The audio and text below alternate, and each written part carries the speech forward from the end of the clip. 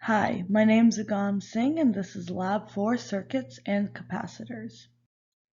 In this lab, we use Colorado PHYS project to explore time-dependent voltage and current in a DC and RC circuit. The goal was to use principle of energy conservation, the loop rule, and current conservation, steady state, to predict the behavior of circuits, use multimeters to measure the actual values of conventional currents and potential differences in the circuits, examine the behavior of ohmic resistors and capacitors. So basically we use this program to create different circuits and we tested out different things accordingly. For this one, we had to consider a simple series circuit of two 1.5 voltage batteries, two resistors, and 2 ammeters as shown in the diagram below. My version is on the right. And we had to predict the two currents that would be measured by the 2 ammeters. Before we did the lab, we had to predict the current. So the total resistance was 147 ohms. The voltage was 3 volts and the overall current would be 0.0204 amps. I got 0.2 as my current, and when I reversed the ammeter, I got the same current but a different sign of negative 0.02 amps. And then we had to add a voltmeter, and the two readings I got was 0 and 3 volts, and the potential difference would be 3 volts. And since the circuit is open, there is not a complete path for the current to flow, hence to the 0 reading on one of the voltmeters.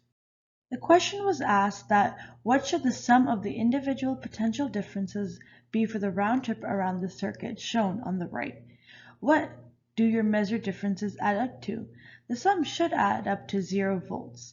And I calculated the potential differences between A and B, B to C, C to D, and so on, and the sum does add up to 0 volts. On the graph below, it shows the potential versus the position around the circuit. So in this experiment, instead of just having an ammeter in series with the circuit, a voltmeter was replaced with the ammeter in parallel with the 100 ohm resistor. So the new current was 0.06 amps due to the loop rule. And we found the resistance for the following using R equals the voltage over the current. The resistance of the 47 ohms was 48 ohms. The resistor of the 100 ohms was 102 ohms. The resistance of the wire was 0 ohms, and the resistance of the ammeter was also 0 ohms. In this part of the lab, we needed to investigate RC circuits and observe how a capacitor changes. We used a 9-volt battery and a 0.2 Faraday capacitor, but what we changed was the bulb versus a 10 ohms bulb versus a 20 ohms bulb. And for the 10 ohms light bulb, the current in the circuit charging decreased with time, and you can see the times below, and the current discharging increased with time, and you can see the time below. And on the other side is a 20 ohm light bulb, and you can see the data below.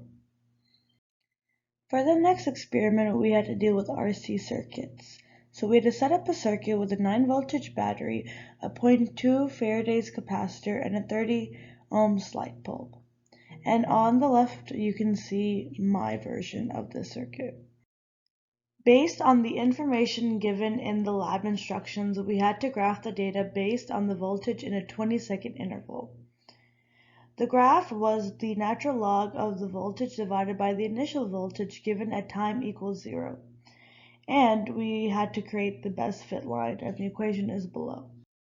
In this slide, it shows the different equations we had to derive for this lab, and it's based on the time-dependent voltage across a discharging capacitor. And the most important things to know is that the delta V of the capacitor plus the delta V of the resistor equals 0. Negative 1 over RC is the slope, and we assume that the electric field in the wires are negligible.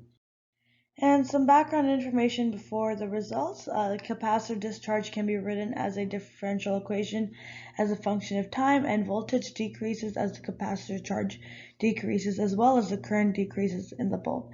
And the equation from the graph below, we saw that y equals 0.116x plus 0.00588, and the slope, as we know, is equal to negative 1 over RC, and so RC is 5.9998.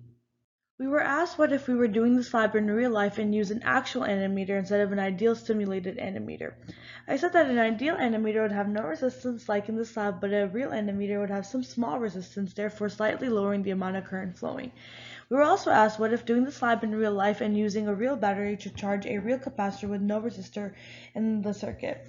I said that the battery would have some internal resistance, so the capacitor would charge up slower than expected. Thank you for watching.